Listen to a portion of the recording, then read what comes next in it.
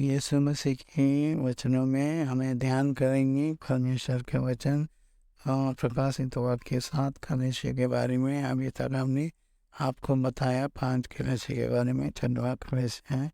ये जो है परमेश्वर का वचन में लिखा प्रकाशित वाक्य 3 अध्याय 7 वचन में। और फिलिप्पियों की कलीसिया को दूत ये है करके लिखा कि जो पवित्र है और सत्य है और जो दाऊद की कुंजी रखता है, जिसके खोलने वे को कोई बंद नहीं कर सकता और बंद किए हुए कोई खोल नहीं सकता। वो ये कहता है कि समझ में आता है, कुंजी है इसके पास, परमेश्वर के पास कैसे है और सारी चीज़ें इसमें वचन में लिखा है।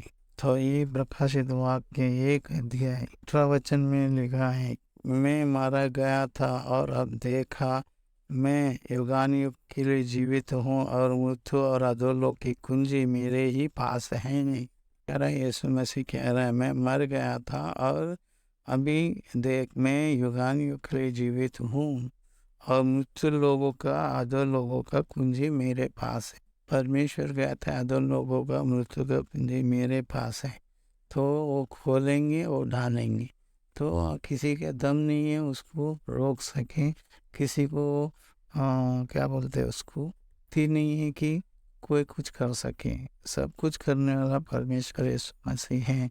इसीलिए वचन पे ध्यान दीजिए। देखिए प्रकाशित वाक्य 9 अध्याय 1 वचन में लिखा है, और जब 5वां स्वर्गदूत ने थोड़ाई फूकी तो मैंने स्वर्ग से पृथ्वी पर एक तारा गिरते हुए देखा और उस हाथ कुंड की कुंज दिया गया, अथा कुंड की कुंज दिया गया, अधोलोक का कुंजी दिया गया, चाबी दिया गया, जो चाबी जो द्वार खोलने वाला चाबी। इसलिए परमेश्वर इसमें से कहता है प्रकाशित वाक्य 3 अध्याय 20 वचन में, देखो मैं द्वार पर खड़ा हूँ, खटखटाता हूँ, यदि कोई मेरे शब्द सुनकर द्वार खोलेंगे तो मैं उसके पास भीतर आकर उससे साथ में भोजन करूँगा और वो मेरा साथ। समझा? परमेश्वर है ना, इस संसार की कुंडी खोल सकता है।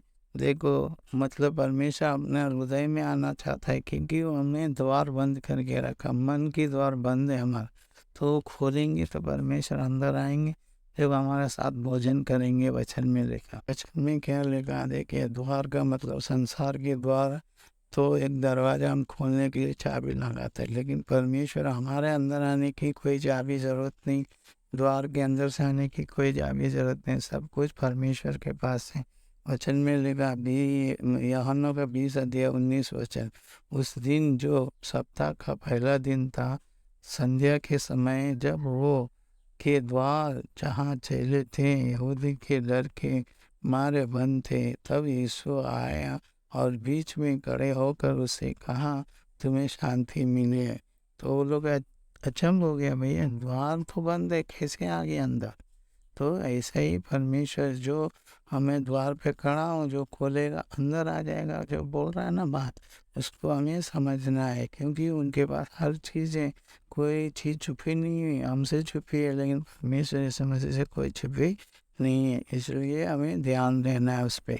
तो हम लोग देखते हैं कि मत्ती की 25 अध्याय में 10 कुंवारी थे, 5 बुद्धिमान थे, 5 निर्बुद्धि थे। जब 5 बुद्धिमान परमेश्वर दूल्हा बन के आए तो द्वार खोला तो 5 लोग अंदर गए, 5 लोग बच गए थे।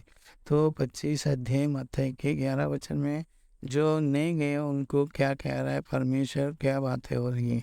तो इसके बाद वे दूसरी कुंवारी भी आकर कहने लगी कि ये स्वामी हमारे लिए द्वार खोल दो।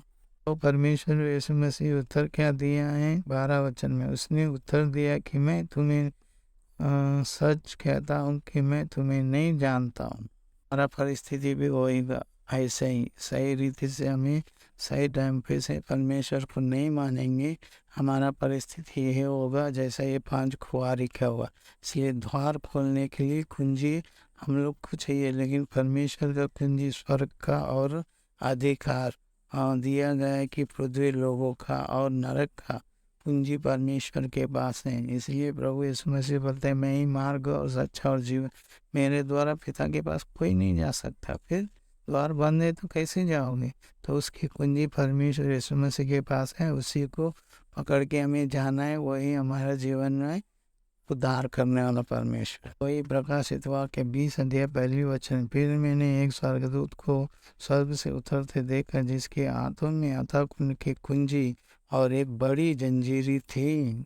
जी किसको दे रहे हैं? परमेश्वर अपने स्वर्गदूतों को दे रहे हैं। जिसको चाहिए वो खोले, जिसको चाहिए उसको बंद कर सकते हैं। इधर शैतान को बंद करने के लिए स्वर्गदूत कुंजी लेके अथाह कुंड के पास आए हैं और इधर बंद करने की बातें कर रहे हैं। ऐसे हमारा जीवन भी परमेश्वर यही, जैसा धनवान व्यक्ति अधोलोक चले गया, गरीब लाचार परमेश्वर के राज्य में चले गया, वही परिस्थिति हमको भी आएंगे। ध्यान रखें। इसलिए वचन को आपको समझाना चाहते हैं, सिखाना चाहते हैं। ध्यान से आप सीखिए। प्रकाशित वाक्य 3 अध्याय 8 वचन में, मैं तेरे कामों को जानता हूँ, देख मैंने तेरे सामने एक द्वार खोल रखा है, जिसको कोई बंद नहीं कर सकता। कि तेरी सामर्थ थोड़ी सी है और तूने मेरे वचन का पालन किया है और मेरे नाम का इनकार नहीं किया। परमेश्वर कहते हैं, मेरे वचन का पालन किया, इसलिए तुम्हें इनकार नहीं करूँगा। लेकिन 9वां वचन में देखो मैं शैतान की उस सभा वालों को तेरे वश में कर दूंगा, जो यहूदी बने बैठे हैं पर ये नहीं कि वरना झूठ बोलते हैं। देखो मैं ऐसा करूँगा कि वे आकर मेरे चरणों के दंडवत करेंगे और ये जान लो कि मैंने तुझ में प्रेम रखा है। परमेश्वर का वचन है ना, सच्चाई से तुम शैतान के पीछे उनके कामों को जानते हो, उनको और वो क्या करना चाहता है, तुम्हें कैसे जीवन देता है, ये सब तुम्हें पता है। इसलिए ध्यान से धीरज से परमेश्वर के वचन पे चलने की क्या वचन में लगे। तुमने मेरे धीरज के वचनों को थामा है, इसलिए मैं भी तुझे परीक्षा के समय में बचाऊंगा। तो पृथ्वी पर रहने वालों के परखने के लिए सारे संसार पर आने वाले हैं। वचन में जो जय पाएगा, मैं शीघ्र ही आने वाला हूँ। जो कुछ मेरे पास है उसे थामे रहना कि कोई तेरा मुकुट छीन ना ले। कुछ हमारे पास है उसे थामे रहने का परमेश्वर का वचन कहते हैं, हमारा मुकुट कोई छीन ना पाले। हमारा वचन में जो जय पाएगा उसमें अपने परमेश्वर के मंदिर में एक खंबा बनाऊंगा और वो फिर कभी बाहर नहीं निकलेगा। और मैं अपने परमेश्वर का नाम अपने परमेश्वर का नगर अर्थात नया यरूशलेम का नाम, जो मेरे परमेश्वर के पास से स्वर्ग पर से उतरने वाले हैं, और अपना नया नाम उस पर लिखूंगा। आने वाला वो कितने सारे बातें दे रहे हैं परमेश्वर। इसलिए 13 में लिखा हूँ कि जिनके कान वो सुन ले कि आत्मा कलीसिया से क्या कहते। अरे जय पाना है, विजय होना है संसार में। संसार को हमें जीतना नहीं, परमेश्वर को जीतना है। संसार में जो शैतान है उसको हराना है। जब भी हम जय पाएंगे, जय जीवन पाने वाला इंसान बनेंगे। ध्यान रखें, विश्वास कीजिए, प्रभु बने रहें। आमीन।